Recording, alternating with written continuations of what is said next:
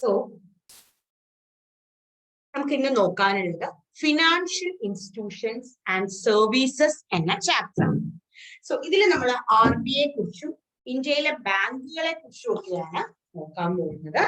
അപ്പൊ നമുക്ക് ആദ്യം തന്നെ തുടങ്ങാം. ഇതിന്റെ റൈറ്റ് സൈഡിൽ കാണുന്ന എംബ്ലം എന്താണ്? റിസർവ് ബാങ്ക് ഓഫ് ഇന്ത്യയുടെ എംബ്ലം ആണ്.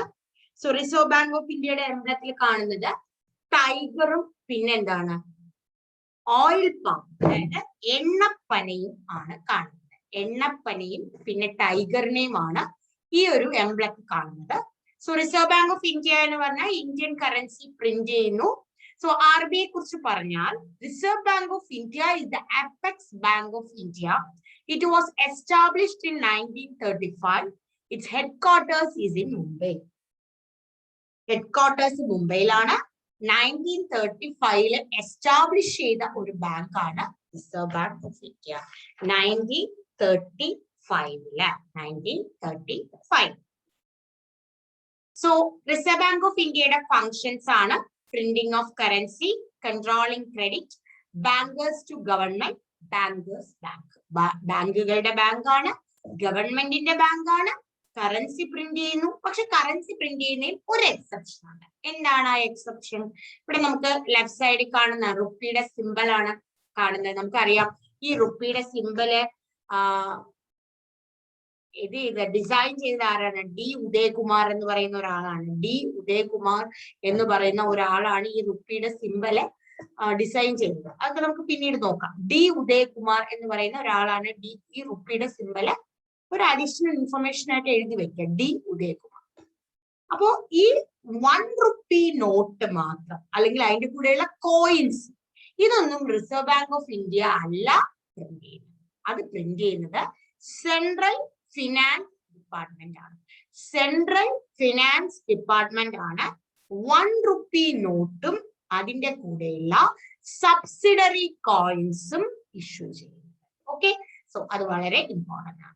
എന്താണ് കൺട്രോളിംഗ് ക്രെഡിറ്റ്? ഈ റിസർവ് ബാങ്ക് ഓഫ് ഇന്ത്യക്ക് ഇൻട്രസ്റ്റ് റേറ്റുകൾ കുറയ്ക്കുകയും കൂട്ടുകയും ചെയ്യാം. അപ്പൊ ഇൻട്രസ്റ്റ് റേറ്റ് കൂട്ടുമ്പോൾ ലോൺ വാങ്ങുന്ന എമൗണ്ട് എന്ത് ചെയ്യും? കുറയും. അപ്പൊ അതാണ്, അങ്ങനെ ക്രെഡിറ്റ് എമൗണ്ട് കുറയും. അങ്ങനെ കൺട്രോൾ ചെയ്യുന്നത്, ക്രെഡിറ്റ് കൺട്രോൾ ചെയ്യുന്നത് RBI ആണ്. ബാങ്കേഴ്സ് ടു ഗവൺമെന്റ് എന്ന് പറഞ്ഞാൽ എന്താ? സെൻട്രൽ ഗവൺമെന്റിന്റെയും സ്റ്റേറ്റ് ഗവൺമെന്റിന്റെയും ബാങ്കർ ആയിട്ടാണ് RBI പ്രവർത്തിക്കുന്നത്. As a banker to the government means the RBI accepts deposit from the government, sanction loans, renders other banking services to them. കൃത്യമായിട്ട് കേൾക്കുക. ബാങ്കർ ടു ഗവൺമെന്റ് എന്ന് പറഞ്ഞാൽ എന്താണ് meaning? RBI accepts deposits from the government. ഗവൺമെന്റിൽ നിന്ന് deposits വാങ്ങും. പിന്നെ sanction ചെയ്യും ലോൺ. നമ്മൾ കഴിഞ്ഞ ഒരു ചാപ്റ്ററിൽ നോക്കിയതാണ് പബ്ലിക് ഡെപ്റ്റ്, പൊതുകടം. അത് ഇന്റേണൽ പബ്ലിക് ഡെപ്റ്റും ഉണ്ട്, എക്സ്റ്റേണൽ പബ്ലിക് ഡെപ്റ്റും ഉണ്ട്. നമ്മുടെ സ്റ്റേറ്റ് സെൻട്രൽ ഗവൺമെന്റുകൾക്ക് ഇന്ത്യക്ക് അകത്തുള്ള, സ്റ്റേറ്റിനകത്തുള്ള RBIയിൽ നിന്ന് തന്നെ വേണമെങ്കിൽ ലോണുകൾ വാങ്ങാം. That is included in internal ഡെപ്റ്റ്. അത് ഇന്റേണൽ ഡെപ്റ്റ് ആണ്. അപ്പൊ ഇങ്ങനെ ലോണുകൾ സാങ്ഷൻ ചെയ്യുക, അതുപോലെ അതർ ബാങ്കിങ് സർവീസസ്, ഇതെല്ലാം സ്റ്റേറ്റ് സെൻട്രൽ ഗവൺമെന്റിന് ചെയ്യുന്നത് RBI ആണ്. ഇതിനൊന്നും തന്നെ ഒരു സർവീസ് ചാർജും RBI വാങ്ങുകയില്ല. Bankers bank. Reserve bank is the apex bank of all banks. To advise and assist all banks in their operations is a function of Reserve Bank. It acts as last resort to all banks in their financial matters. So Reserve Bank is the apex bank which controls all other banks. The Reserve Bank is the apex bank which controls all other banks.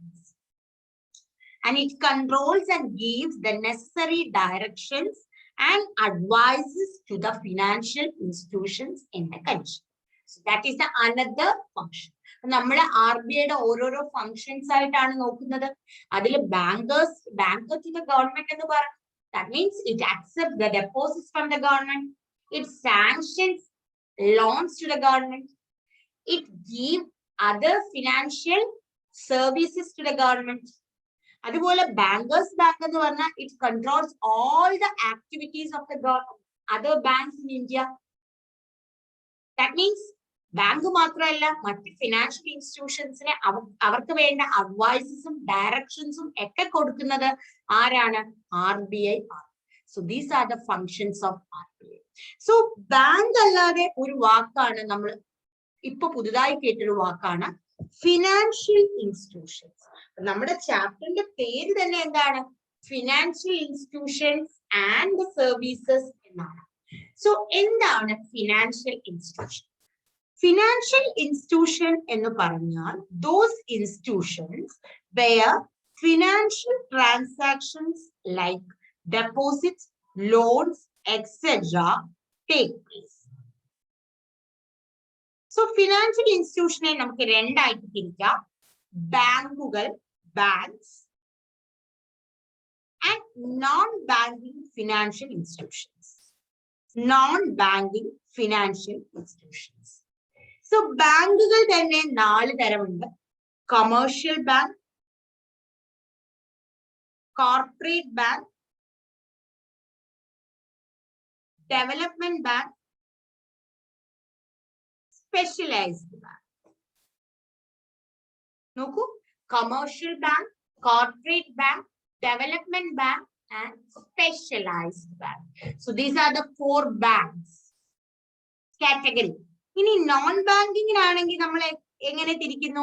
ഒന്ന് mutual fund institutions, insurance companies,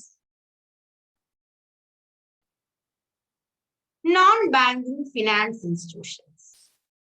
non banking finance institutions. ഇപ്പൊ non banking financial ഇൻസ്റ്റിറ്റ്യൂഷൻസിനെ നമ്മൾ 3 ആയിട്ട് തിരിക്കുന്നു: mutual fund, insurance companies, non banking financial companies. So നമുക്ക് നോക്കാം എന്തൊക്കെയാണ് ബാങ്കുകൾ. So right സൈഡിൽ നമുക്കൊരു ബാങ്കിന്റെ എംബ്ലം കാണാം, സ്റ്റേറ്റ് ബാങ്ക് ഓഫ് ഇന്ത്യയുടെ. സോ നമുക്കറിയുന്ന ബാങ്കുകൾ ഏതൊക്കെയാണ്? ഒരുപാട് ബാങ്കുകൾ നമുക്കറിയാം അല്ലെ? State bank of India, Canara bank, south Indian bank, central bank of India, Punjab national bank, syndicate bank, അങ്ങനെ different ബാങ്കുകളെയാണ്. So banks are the institution that accepts deposit from the public and grant loans to the needy subject to conditions. They operate on the basis of general guidelines and conditions set by RBI. So banks are the institutions that accept deposits from the public. RBI accept ചെയ്യുന്ന deposit accept ചെയ്യുന്നത് ഗവൺമെന്റിനാണ്. പക്ഷെ പബ്ലിക്കിന് deposit ചെയ്യാൻ പറ്റുന്ന സ്ഥലമാണ് bank. അതുപോലെ പബ്ലിക്കിന് loans കൊടുക്കുന്നതും ബാങ്കുകളാണ്. പക്ഷേ ബാങ്കുകളെല്ലാം പ്രവർത്തിക്കുന്നത് general guidelines and conditions set by reserve bank of India. That is very very important. That's why we are calling RBI as bankers bank. RBI is called as bankers bank. Why? Because all the banks in India working on the basis of general guidelines and conditions set by the Reserve Bank of India. So ബാങ്കുകളുടെ functions ആണ് deposits accept ചെയ്യുന്നു ഇൻഡിവിജ്വൽസിൽ നിന്ന്, ഇൻസ്റ്റിറ്റ്യൂഷൻസിൽ നിന്ന്, ഗവൺമെന്റിൽ നിന്ന്. അതുപോലെ deposit തിരിച്ചു കൊടുക്കുന്നു വിത്ത് ഇൻട്രസ്റ്റോടെ തിരിച്ചു കൊടുക്കുന്നു. ലോണുകള് ഇൻഡിവിജ്വൽസ്, ഇൻസ്റ്റിറ്റ്യൂഷൻസ്, ഗവൺമെന്റ് അവരിൽ നിന്നെല്ലാം ലോണുകൾ, അവർക്കെല്ലാം ലോൺ ഗ്രാന്റ് ചെയ്യുന്നു. ലോൺ എമൗണ്ട് ഇൻട്രസ്റ്റോടെ തിരിച്ചു വാങ്ങുകയും ചെയ്യും. ഇതെല്ലാം ബാങ്കിന്റെ ഫങ്ഷൻസ് ആണ്.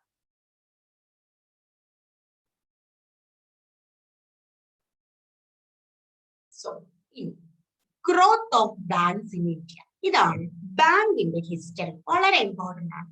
സോ നമുക്ക് ആദ്യം പറയേണ്ട ഒരു ബാങ്ക് എന്ന് പറയുന്നത് bank of Hindustan. Bank of Hindustan 1770 വന്ന ഇന്ത്യയിലെ ഫസ്റ്റ് മോഡേൺ ബാങ്ക് ആണ് bank of Hindustan. India's first modern bank. The Bank of Hindustan established in 1770, the first modern bank in India. So the growth of banking sector since then can be divided into 3 phases. The first phase stretches from 1770 to 1969. So 1770, Bank of Hindustan. Bank of Hindustan. So അത് കഴിഞ്ഞ് പിന്നെ 1770 മുതൽ 1969 വരെയുള്ള phases. So ആ phasesല് presidency banks വന്നു. Presidency banks, then Bank of Bengal, Bank of Bombay, Bank of Madras. എന്തുകൊണ്ടായിരിക്കും ഈ 3 സ്ഥലങ്ങളിലും 3 ബാങ്കുകൾ വരാൻ കാരണം? വളരെ എളുപ്പമാണ്. കാരണം അന്നത്തെ കാലത്ത് ഇംഗ്ലീഷ് ഈസ്റ്റ് ഇന്ത്യ കമ്പനിയുടെ ഏറ്റവും പ്രധാനപ്പെട്ട 3 അഡ്മിനിസ്ട്രേറ്റീവ് സെന്റേഴ്സ് ആയിരുന്നു ബംഗാളും ബോംബെയും മദ്രാസും. ബംഗാൾ, ബോംബെ, മദ്രാസ് ഇവ 3ഉം East India Company, English East India കമ്പനിയുടെ, ബ്രിട്ടീഷ് ഈസ്റ്റ് ഇന്ത്യ കമ്പനിയുടെ 3 അഡ്മിനിസ്ട്രേറ്റീവ് സെന്റേഴ്സ് ആയിരുന്നു. അതിലെ ആദ്യത്തെ അഡ്മിനിസ്ട്രേറ്റീവ് സെന്റർ ബംഗാളും, പിന്നെ മറാത്ത യുദ്ധത്തിലൂടെ ബോംബെയും, അതുപോലെ കർണാട്ടിക് യുദ്ധത്തിലൂടെ മദ്രാസും, മൈസൂർ ആംഗ്ലോ മൈസൂർ യുദ്ധത്തിലൂടെ മദ്രാസും, ആംഗ്ലോ മറാത്ത വാറിലൂടെ ബോംബെയും പിടിച്ചടക്കി. അപ്പൊ ആദ്യം ബംഗാൾ, പിന്നെ ബോംബെയും മദ്രാസും. ഇത് 3ഉമായിരുന്നു ഇംഗ്ലീഷ് ഈസ്റ്റ് ഇന്ത്യ കമ്പനിയുടെ അഡ്മിനിസ്ട്രേറ്റീവ് സെന്റേഴ്സ്. അതുകൊണ്ട് തന്നെ അവരുടെ അഡ്മിനിസ്ട്രേറ്റീവ് ആവശ്യങ്ങൾക്ക് വേണ്ടി 3 ബാങ്കുകൾ അവിടെ കൊണ്ടുവന്നു. അതാണ് bank of Bengal, bank of Bombay and bank of Madras. So ഈ 3 ബാങ്കുകളും ഈസ്റ്റ് ഇന്ത്യ കമ്പനി കൊണ്ടുവന്നതാണ്. English East India company, British East India company കൊണ്ടുവന്നതാണ്. അതിന്റെ കൂടെ പ്രസിഡൻസി ബാങ്കുകളും ഉണ്ട്. പ്രസിഡൻസി ബാങ്ക്സ് ഇത്രയുമായിരുന്നു ഇന്ത്യയിലെ ആദ്യത്തെ ബാങ്ക്. 1969 മുതൽ 1990 വരെ അടുത്ത ഫേസ് ഓഫ് ഗ്രോത്ത് ആണ്, ബാങ്കിന്റെ അടുത്ത ഫേസ് ഓഫ് ഗ്രോത്ത്. സോ നമുക്കറിയാം 1969 14 ബാങ്ക്സ് നാഷണലൈസ് ചെയ്തു. 1969 അടുത്ത 6 ബാങ്ക്സ് 1980 നാഷണലൈസ് ചെയ്തു. ഇത് രണ്ടും ചെയ്തത് ഇന്ദിരാഗാന്ധിയാണ്. നോക്കൂ, the second phase stretching from 1969 to 1990 is speedy development of bank. The view that the bank should operate with the aim of social progress led to the nationalization of 14 banks in 1969 and 6 banks in 1980. So, ഇതിന്റെ ഒരു extra point ഞാൻ പറയുകയാണ്. So ഇന്ത്യയിലെ 14 ബാങ്കുകൾ 1969 nationalise ചെയ്തപ്പോ ഇന്ദിരാഗാന്ധി ആയിരുന്നു prime minister. അതുപോലെ അടുത്ത 6 ബാങ്ക്സ് 1980 നാഷണലൈസ് ചെയ്തപ്പോ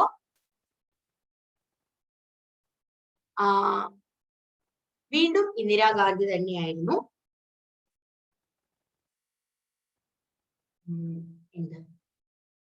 prime minister.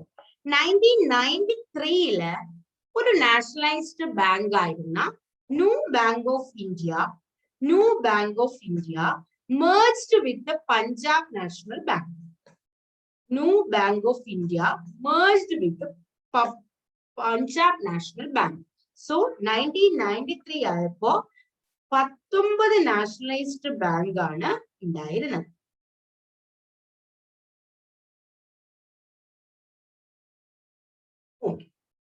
So in the third, അപ്പൊ ഇവിടെ കാണുന്ന ബാങ്കുകളെ നാഷണലൈസ്ഡ് ബാങ്കുകളാണ്. Central bank of India, bank of India, Punjab national bank, bank of Baroda, united commercial bank, Canara bank, Dena bank, syndicate bank, union bank of India, Allahabad bank, Indian overseas bank, bank of Maharashtra, Indian bank, Vijaya bank, corporation bank, Andhra bank, oriental bank of commerce, Punjab and Sindh bank, united bank of India. ഇത്രയുമാണ് nationalized bank. In the third phase, stretching from 1991 onwards, 1991 ന്റെ പ്രത്യേകത എന്താണ്? LPG അല്ലെ? LPG, liberalization, privatization and globalization. New national economic policy വന്നു. New national economic policy by Narasimha Rao and Manmohan Singh. Manmohan Singh finance ministrum Narasimha Rao prime ministerുമായിരുന്ന സമയത്ത് 1991-ൽ new economic policy വന്നു, പുത്തൻ സാമ്പത്തിക നയം. So LPG, liberalization, privatization and globalization. ഇത് മൂന്നും വന്നത് 1991-ലാണ്. അപ്പൊ 1991-ന് ശേഷം third phases of bank growth start. അവിടെയാണ് സെവറൽ ബാങ്കിങ് റീഫോംസ് വന്നത്, ATM-കൾ വന്നത്, ക്രെഡിറ്റ് കാർഡുകൾ വന്നത്, phone banking, net banking, core banking. ഇവയെല്ലാം തേർഡ് ഫേസസ് ഓഫ് ഡെവലപ്മെന്റിന്റെ ഫങ്ഷൻസ് ആണ്. Credit card, debit card, net banking, phone banking, ഇപ്പൊ നമുക്ക് എന്തെല്ലാം ഉണ്ടല്ലോ, കോർ ബാങ്കിങ്, ഇവയെല്ലാം വന്നത് ഈ ഒരു തേർഡ് ഫേസ് ഓഫ് ഡെവലപ്മെന്റിലാണ്. അപ്പൊ നമുക്ക് ബാങ്കിന്റെ ഡെവലപ്മെന്റിനെ നമ്മൾ 3 ഫേസ് ആയിട്ട് തിരിച്ചു.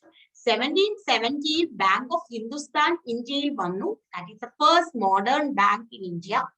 അന്ന് മുതൽ 1969 വരെയുള്ള ഒരു കാലഘട്ടം, 1969 മുതൽ 1990 വരെയുള്ള സ്പീഡി ഡെവലപ്മെന്റ്. അപ്പോ നാഷണലൈസേഷൻ നടന്നു 2 തവണ.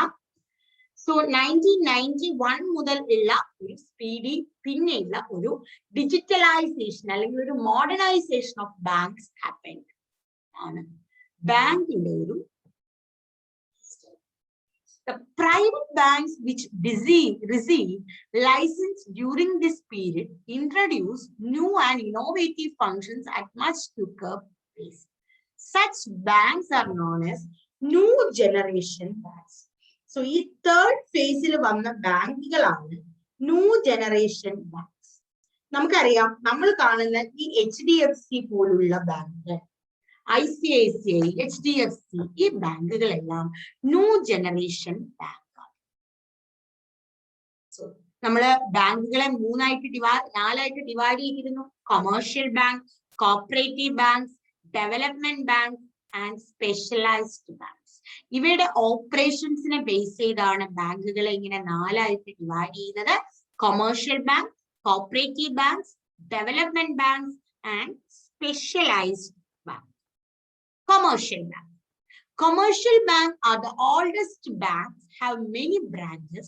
These banks, which play a major role in the country's financial activities, accepts deposit from the public and grant loan to trade, industry, agriculture, etc., subject to certain conditions. So, commercial bank എന്ന് പറഞ്ഞാൽ ഏറ്റവും പഴയ oldest bank ആണ്. പണ്ട് മുതലേ നമ്മളുടെ കാര്യങ്ങളെല്ലാം നടത്തി വരുന്ന, നമുക്ക് ലോണ് തരുന്ന, അങ്ങനെയുള്ള സാധാരണ നമ്മൾ കണ്ടുവരുന്ന ബാങ്കുകളാണ് കൊമേഴ്ഷ്യൽ ബാങ്ക്. 2 തരം കൊമേഴ്ഷ്യൽ ബാങ്കുകളാണുള്ളത്. ഒന്ന് public sector bank and second one private sector bank. Public sector bank and private sector bank. Private sector ബാങ്കിൽ തന്നെ പ്രൈവറ്റ് ഇന്ത്യൻ ബാങ്കും ഉണ്ട്, പ്രൈവറ്റ് ഫോറിൻ ബാങ്കും ഉണ്ട്. പ്രൈവറ്റ് ഇന്ത്യൻ ബാങ്കും ഉണ്ട്, പ്രൈവറ്റ് ഫോറിൻ ബാങ്കും ഉണ്ട്.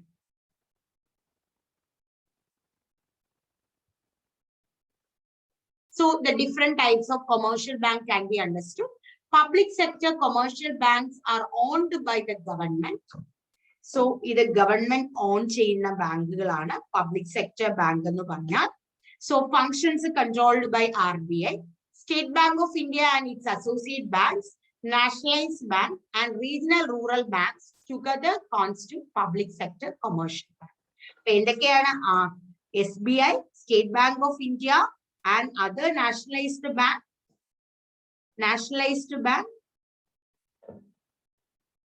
പിന്നെ NABARD, RRB, regional rural banks. ഇവയെല്ലാം എന്താണ്? പബ്ലിക് സെക്ടർ ബാങ്കുകളാണ്. എന്താണ് RRB? RRB എന്ന് പറഞ്ഞാൽ 1975 എസ്റ്റാബ്ലിഷ് ചെയ്ത ബാങ്കാണ് RRB. Regional Rural Bank established in 1975 to provide regional banking services to different states in India. They help small farmers, agricultural laborers, and small entrepreneurs, etc. by providing loans. RRB 1975 established ചെയ്ത bank. അപ്പൊ ഇത്രയുമാണ് public sector bank. Okay, state bank of India, national, ഇപ്പൊ associate banks ഇല്ല, എല്ലാം കൂടെ merge ചെയ്ത് state bank of India ആയി. So nationalized bank, regional rural banks, ഇവയെല്ലാം public sector commercial banks are. Then private Indian commercial banks and private foreign commercial banks are owned by private individuals. They also operate under the control of RBI. ഇവരെല്ലാം under the control of RBI ആണ്, under the control of RBI ആണ്. പക്ഷേ private Indian bank, private foreign bank owned by private individual, owned by private individual.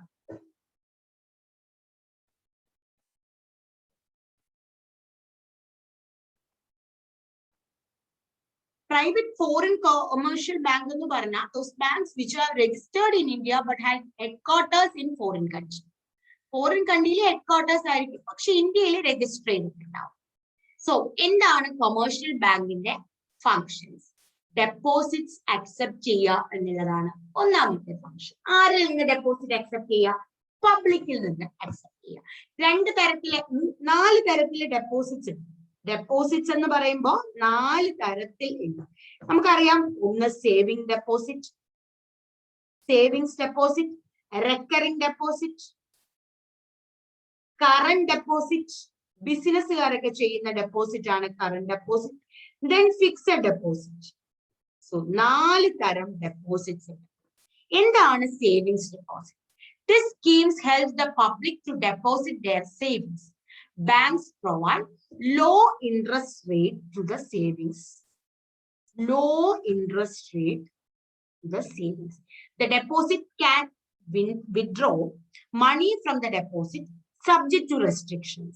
Different banks adopted different regulations regarding the number of times the amount of money that can be withdrawn during a particular time of period. So, നമ്മുടെ salary വരുന്നത് ഒരു saving ഡെപ്പോസിറ്റിന് example ആണ്. ഇങ്ങനെ വന്നുകൊണ്ടേയിരിക്കുന്നു. നമുക്ക് savings account ആണ്. നമുക്ക് ഒരു ദിവസം 2 തവണ എടുക്കാവൂ, അല്ലെങ്കിൽ ഒരു ദിവസം 5 തവണ എടുക്കാവൂ, ATM വഴി 2 തവണ എടുക്കാവൂ, അങ്ങനെയൊക്കെയുള്ള ഒരുപാട് റെസ്ട്രിക്ഷൻസ് പല ബാങ്കുകളിലും ഉണ്ട്.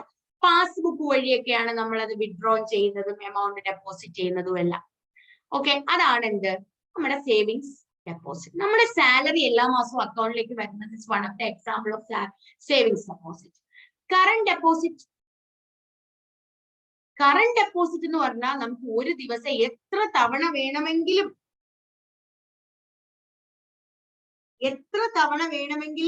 ഡെപ്പോസിറ്റ് ചെയ്യാം. അതുപോലെ എത്ര തവണ വേണമെങ്കിലും വിഡ്രോ ചെയ്യാം, many times in A day. Why? Because the current deposit aims to industrialist. Okay, does not receive any interest, no interest. Okay, അതാണ് current deposit. Fixed deposit, ideal for depositing money in banks by individuals and institutions for a specific period of time. Interest rate is calculated on the basis of time period. If the money is withdrawn only after the completion of specific time period, then the specified interest rate will be provided. But if the amount is withdrawn before the maturity of deposits, then the interest rate will be low than fixed. അറിയാലോ, നമ്മൾ ഒരു particular 5 വർഷത്തേക്ക് നമ്മൾ deposit ചെയ്യുന്നു. 5 വർഷം കഴിഞ്ഞ് കിട്ടുമ്പോൾ നമ്മൾ പറഞ്ഞ ഇൻട്രസ്റ്റും മെച്യൂരിറ്റി എമൗണ്ട് നമുക്ക് കിട്ടും. അതിനു മുമ്പ് നമ്മൾ വിഡ്രോ ചെയ്യുന്നുവെങ്കിൽ ഇൻട്രസ്റ്റ് റേറ്റ് കുറയും.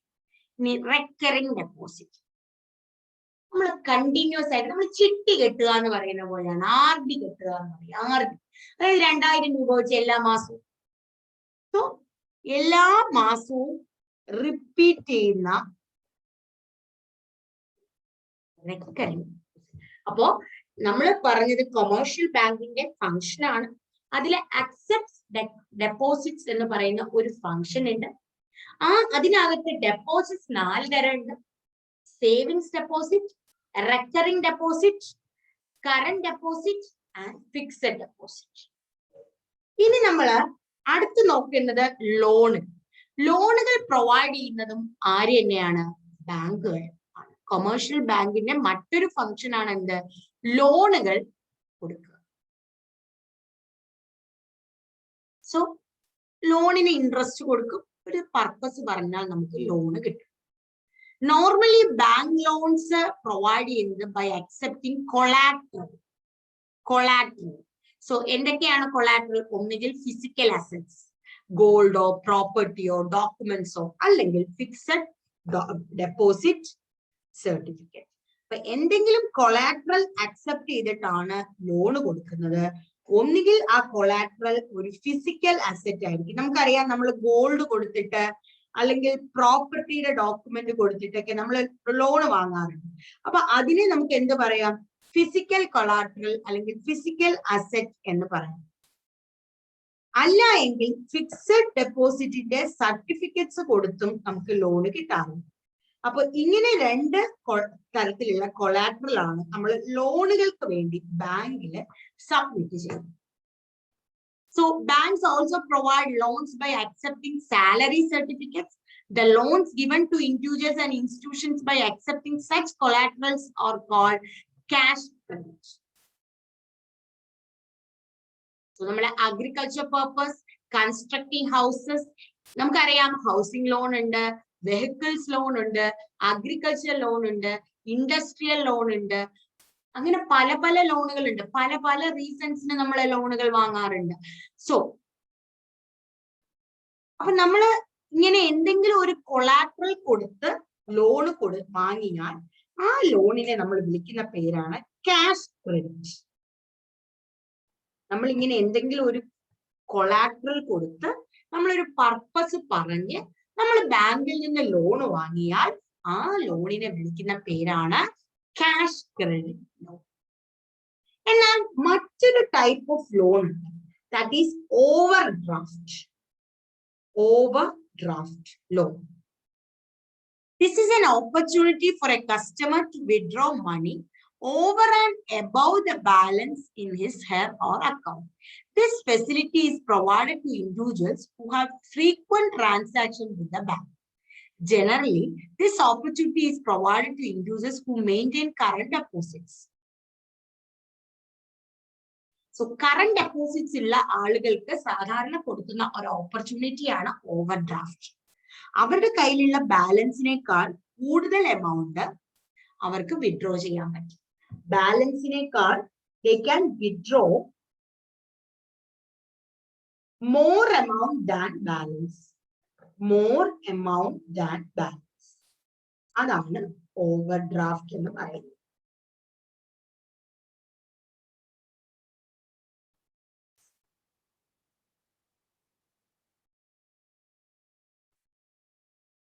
ഇതെല്ലാം നമ്മുടെ ബാങ്കുകളുടെ functions ആണ്. So besides these basic functions, banks provide other facilities and services to the public. Some of the services, majority of banks provide local facilities to individuals and institutions for keeping their valuable assets. One key of the locker will be with the owner and other will be the bank with the bank. The locker can be opened only when both keys are jointly used.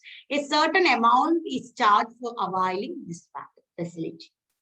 This is one of the another facility which is given by. And demand draft is facility provided by the banks to send money from one place to another. It is not necessary to have an account. Okay.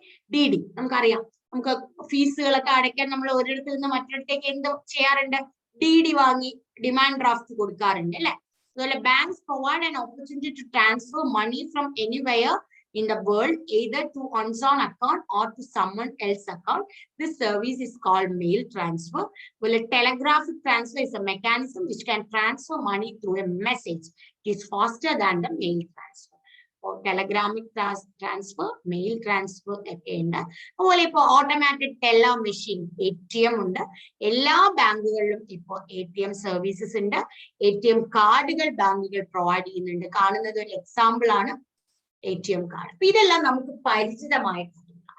ഇനി ഒരു പുതിയൊരു കാര്യമാണ് plastic money. Without keeping money in hand, all money requirements can be fulfilled using cards.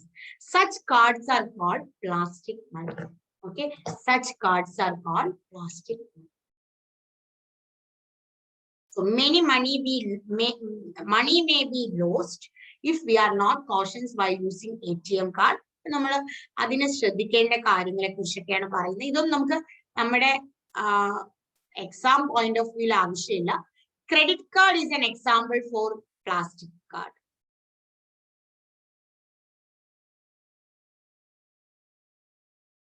So modern trends in banking sector. നമുക്കറിയാം e-banking എന്താണ്?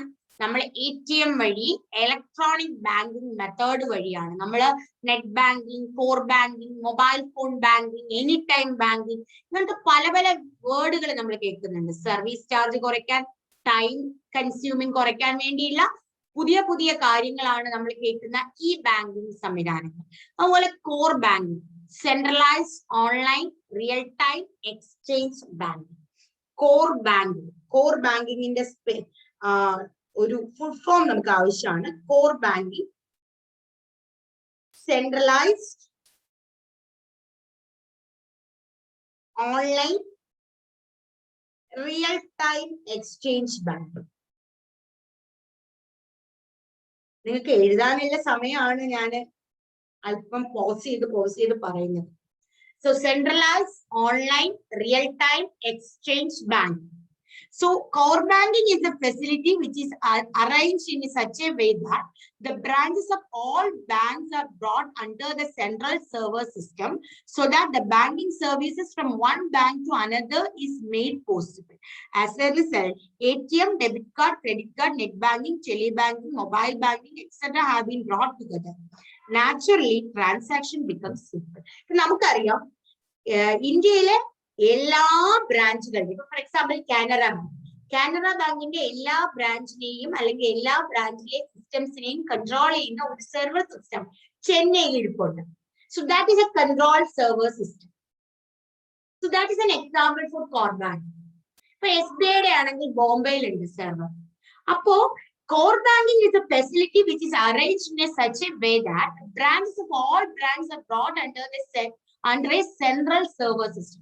അതുകൊണ്ടാണ് ഇപ്പൊ ഞാൻ എന്റെ ATM കാർഡ് ഉപയോഗിച്ച് സ്റ്റേറ്റ് ബാങ്ക് ഓഫ് ഇന്ത്യയിൽ നിന്ന് കാശ് വിഡ്രോ ചെയ്യുന്ന അതേ സെക്കൻഡ് ലക്ഷക്കണക്കിന് ആൾക്കാർ രാജ്യത്തിന്റെ പല ഭാഗത്തു നിന്നും അവരവരുടെ കാർഡുകൾ ഉപയോഗിച്ച് സ്റ്റേറ്റ് ബാങ്ക് ഓഫ് ഇന്ത്യയിൽ നിന്ന് പൈസകൾ എടുക്കുന്നുണ്ടാവും. അവർ തമ്മിലൊരു ബന്ധവും അവർ തമ്മിലൊരു റിലേഷനും ഇല്ല. അവർ ഓരോരുത്തരും അവരുടെ ട്രാൻസാക്ഷൻസ് ഇൻഡിപെൻഡന്റ് ആയിട്ടാണ് ചെയ്യുന്നത്. അങ്ങനെ ഇൻഡിപെൻഡൻസ് വരാൻ കാരണം ഈ ഒരു കോർ സിസ്റ്റം ഉള്ളത് കൊണ്ടാണ്. ഓക്കെ, സോ നമ്മൾ കൊമേഴ്ഷ്യൽ ബാങ്കുകളെ കുറിച്ചാണ് പറഞ്ഞത്. കൊമേഴ്ഷ്യൽ ബാങ്കിനെ കുറിച്ചാണ് നമ്മൾ ഇത്രയും നേരം പറഞ്ഞുകൊണ്ടിരുന്നത്. ഇനി നമുക്കുള്ളത് കോപ്പറേറ്റീവ് ബാങ്കുകളാണ്. Cooperative banks. So cooperative banks എന്ന് പറഞ്ഞാൽ നമുക്കറിയാം they are banks with working based on self-help and mutual help. The main aim of cooperative banks to provide monetary help to common people, especially to the villagers, farmers, artisans, small-scale entrepreneurs, etc. So, ഇവിടെയും cooperative bank നമ്മുടെ state cooperative bank, district cooperative bank, primary cooperative bank, അങ്ങനെ ഒരുപാട് cooperative banks ഉണ്ട്. State cooperative banks എന്ന് പറഞ്ഞാൽ state ലെവലിൽ work ചെയ്യുന്നു. District ലെവലിലെ ഡിസ്ട്രിക്ട് കോപ്പറേറ്റീവ് ബാങ്ക്, വില്ലേജ് ലെവലിലെ പ്രൈമറി കോപ്പറേറ്റീവ് ബാങ്ക്. പിന്നെ development banks. So development banks എന്ന് പറഞ്ഞാൽ എന്താ? Apart from commercial bank and cooperative banks, development banks also operate in the financial sector. These banks provide long-term loans.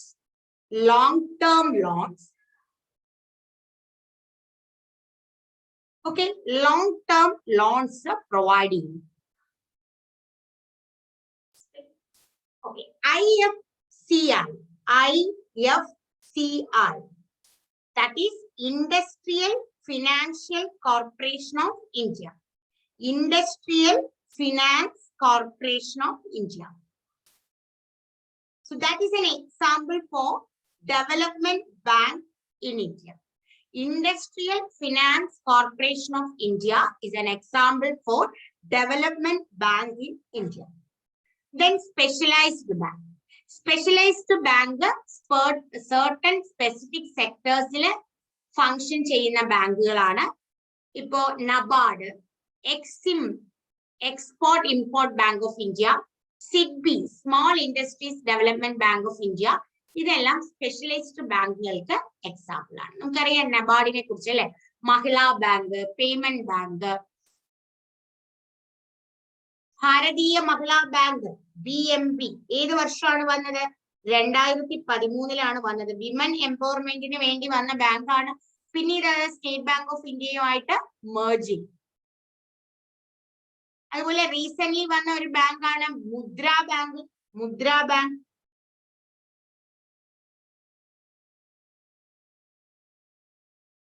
non-banking financial institutions.